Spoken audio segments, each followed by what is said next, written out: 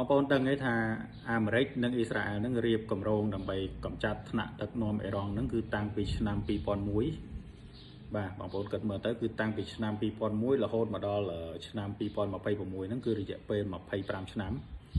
បាទដែលសហរដ្ឋអាមេរិកហើយនិងអ៊ីស្រាអែលបានប្រើរនុកក្នុងបាទរនុកក្នុងនេះគឺក្នុងបែបគៀកមែនទែនបាទគឺតាមដានគ្រប់សកម្មភាពទាំងអស់បាទមិនត្រឹមតែថ្នាក់ដឹកនាំទេគឺសូម្បីតែថាអង្គរៈនីមួយរបស់ថ្នាក់ដឹកនាំអេរ៉ង់ក៏ត្រូវគេតាមដានដែរក៏ត្រូវគេឃ្លាំមើលសកម្មភាពរហូតថាផ្ទះនៅណាហើយការធ្វើដំណើ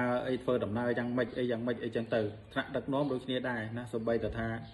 នៅពេលដែលថាមានបញ្ហាហ្នឹងគឺចូលចិត្តទៅកិច្ចនៅកន្លែងណាទៅជ្រោកនៅកន្លែងណានិយាយទៅគឺព័ត៌មានទាំងអស់ហ្នឹងគឺអាមេរិកហើយនិងអ៊ីស្រាអែលហ្នឹងគឺដឹងរហូតណា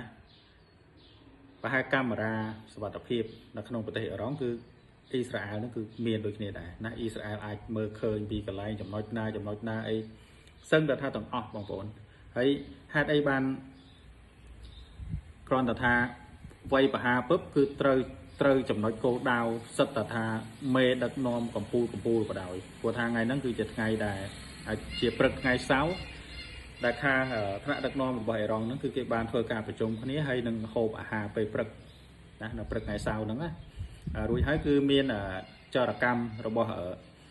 អ៊ីស្រាអែលហើយនឹងចរកម្មរបស់អាមេរិកហ្នឹងគឺរាយការណ៍មកនិយាយទៅគេមាន3ធីមទាំងអស់មាន3ធីមដែលថាស៊ើបការរឿងហ្នឹងចាំរាយការណ៍ពីរឿងហ្នឹង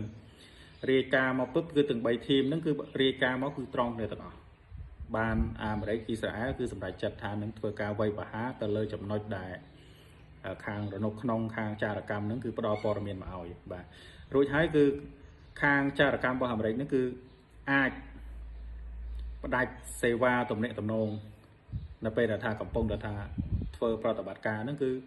អត់មានអ្នកណាតាកតូនអ្នកណាបានទេបាទសូម្បីតែថាអ្នកណាដឹងរឿងខលចូលទៅទូរស័ព្ទថ្នាក់ដឹកនាំឬក៏ខលទៅអង្គរៈគឺ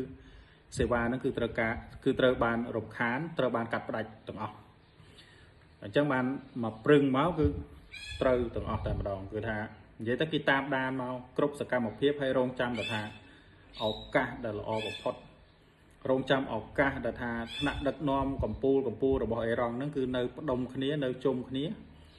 គេលេងមកព្រឹងទៅដោយបងប្អូនឃើញលទ្ធផលចឹងឯងណាការធ្វើហ្នឹងគឺស្តៀងទៅនឹងវេណេស៊ុយអេឡាណាអាហ្នឹងគឺវាយយកថ្នាក់ដឹកនាំកម្ពុជាតែម្ដងប៉ុន្តែអេរ៉ង់គឺខុសវាយថ្នាក់ដឹកនាំកម្ពុជាហើយនឹងមន្ត្រីជាន់ខ្ពស់ហ្នឹងគឺស្លាប់សរុបទាំងអស់ហ្នឹងជាង40នាក់